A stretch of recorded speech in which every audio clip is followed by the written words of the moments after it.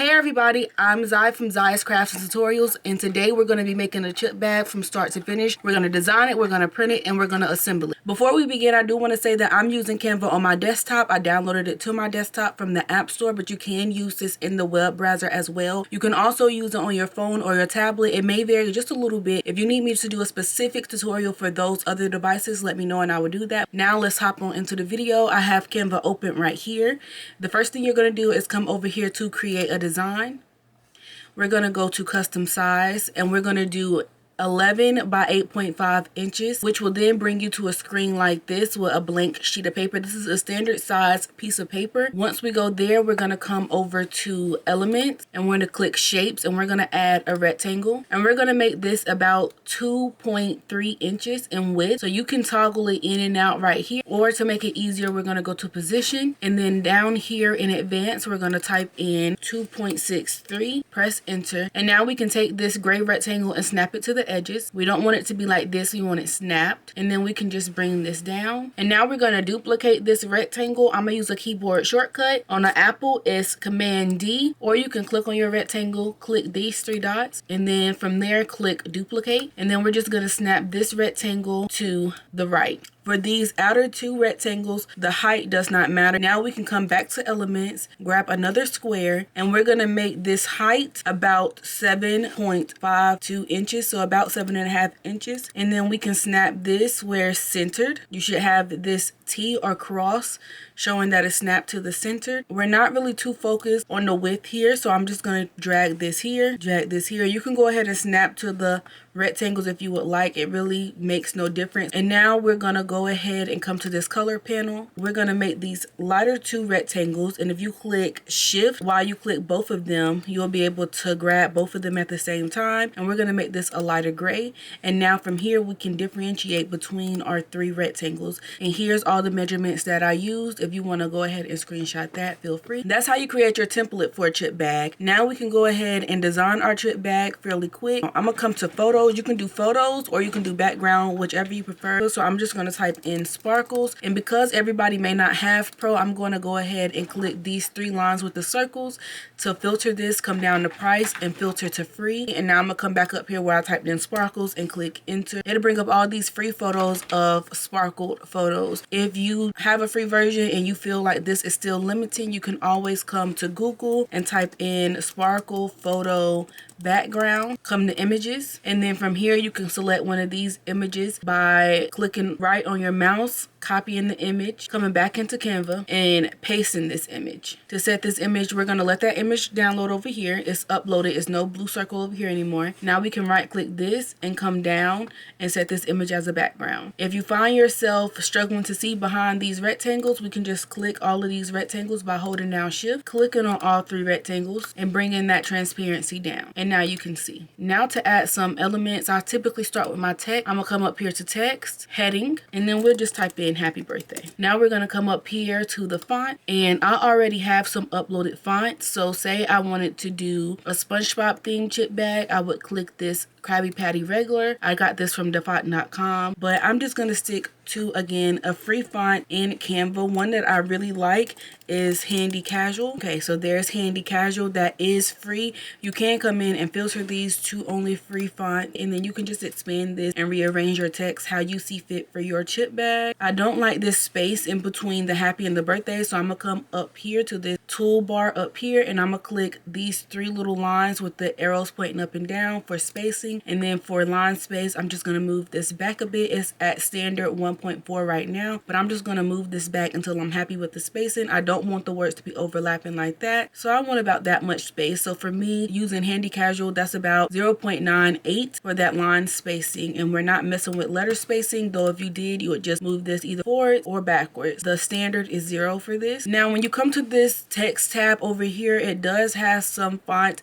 combinations that you can use right here. It does have this this AI feature, though I never use this, so I don't know if that's just a pro feature or what. You'll know if it's pro if it has this little crown and says pro, so typically the crown just looks like that. And then if you want to know if something is free, it won't have that little crown, and that's for any element or feature with Canva. As you see, this brand kit tool over here has that little crown, letting you know that it's part of Canva Pro as well. Now we have our text. I'm going to go ahead and add my barcode, nutritional facts, and get that on the page. Now I already have these things made for myself. If you want to get a barcode, you can come up here to elements and type in barcode, which will bring up different barcodes. So we can just go ahead and grab this one here, this first one here. So now we have our barcode, and I'm just gonna snap this to the edge of this middle rectangle because anything down here typically tends to get crimped. Same with the top. I typically don't put anything up there because those are getting crimped. So I'm gonna come back down here to my party favors. Now this is not offered on Canva. You would have to make your own nutritional facts. So now I have my nutritional facts here. If you want some nutritional facts, these are listed on my Etsy shop. Link is in the description, or you can buy your own. I'm just gonna snap that to the top. And then typically what I like to do is I like to bring in my information as well. So again, taking out all of this extra space and then sizing this down. And so now we have my website, Etsy shop, Instagram, and Facebook where people can find me, and this is just a good way to market yourself. From there you would just add any clip art or elements that you would like. I'm just going to do birthday theme to keep this quick, and elements, and then I'm just going to filter this out. And now you have all of these different birthday cake or birthday elements that you can use. So we have these balloons,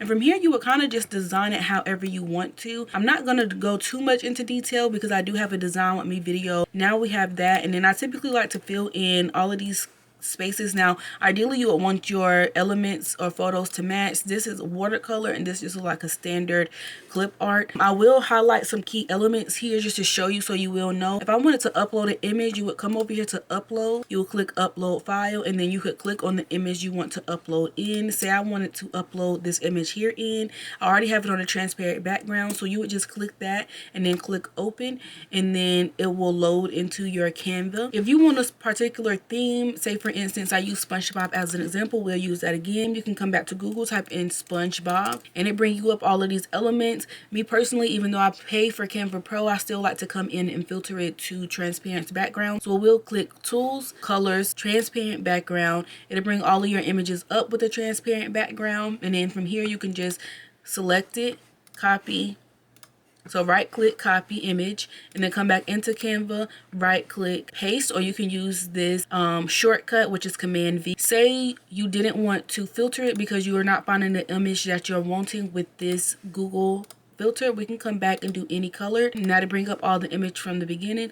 Say you like this picture here, but you don't want the bikini bottom background or Krusty Krab background, but you also don't have the paid version of Canva. We can still go ahead and save this as a download by right clicking save image. We're going to open a new tab and we're going to type in remove.bg, which is a free background remover. So now we can click upload image, go to downloads, or wherever your image saved. For me it's downloads, and I'm gonna click that SpongeBob image, upload, and now it's going to remove the background and you should only be left with the foreground. From here we're going to save by clicking download, and now we're going to go back into Canva, and then I can just open up Finder, come back to downloads, and now drag that image, and now we have a background removed image without having to pay for the Canva Pro subscription if we don't want to. But if you do have the paid version of Canva, you can do it the same way. So now I can just drag and drop this image into Canva. It's loading into Canva here, or saving into Canva. Once it does that, we can click on this image and we can do BG remover here. Click this up here.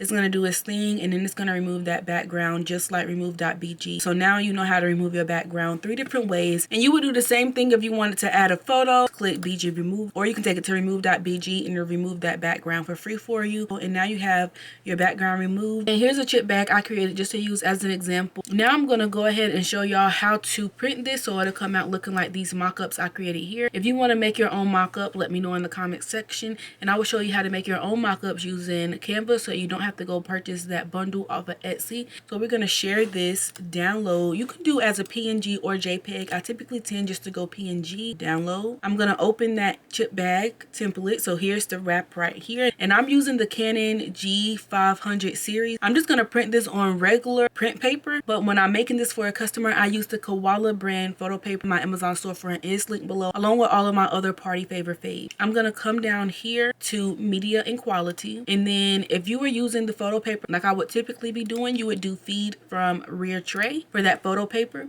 and then media type, you would select photo. I typically don't change the layout, paper handling, or watermark, but that's how you design your chip bag and how you print your chip bag design. Now all we have to do is go and assemble it. For that, I will show you everything that you'll need once we go to that part of the video. But let me know if you have any questions regarding this. If you made it this far to the video, go ahead and drop a little fish emoji in the comment section. That'll let me know how far y'all made it into my video thus far. When you comment this fish emoji, please do not tell others what you are commenting for. If you're liking this video so far, make sure to give it a big thumbs up and consider hitting the subscribe button and notification bell so you'll be notified when I post. And now we can go ahead and assemble a chip bag. Here's everything you'll need to assemble your chip bag. I have my paper cutter here. I'm not going to be using this in this video. This is what I use when I have multiple papers to cut. You'll also need a hot glue gun, or you can use an advanced tape glider here. I haven't used this in a really long time, but this is for double-sided tape, or you can use just regular double-sided tape or glue, whichever you prefer. You'll obviously need your chip bag label or wrap. This is the brand paper that I typically use. I did just print this on regular copy paper because I wanted to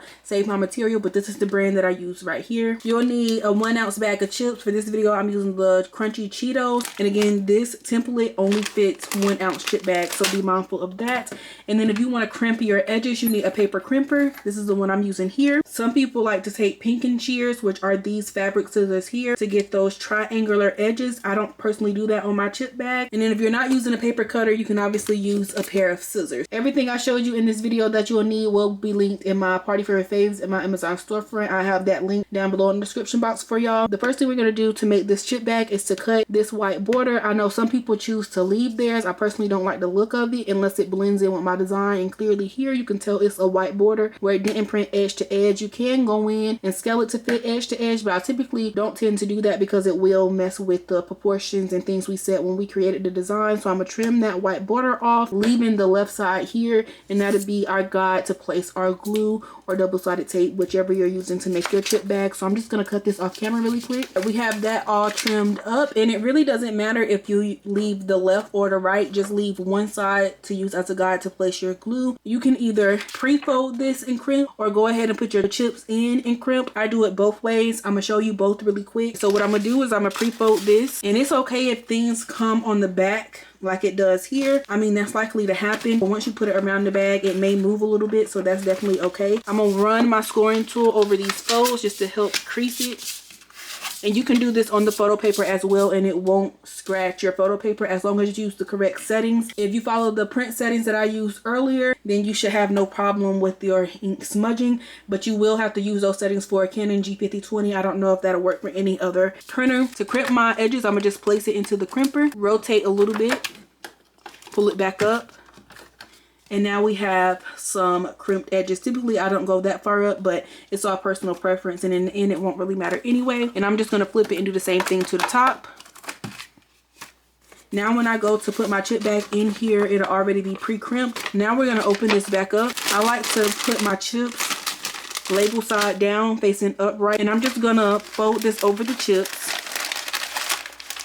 to make sure it'll close like that. And like I've already stated, we're going to use this white line as a guide to place our hot glue. So following that line, we're just going to place our hot glue, and now I'm just pushing it down and sealing it. Now what I'm gonna do is I'm gonna place a little bit of hot glue at the bottom, flip that and let it cool while I place some at the top. And while the top cool, I will now pinch this shut like so.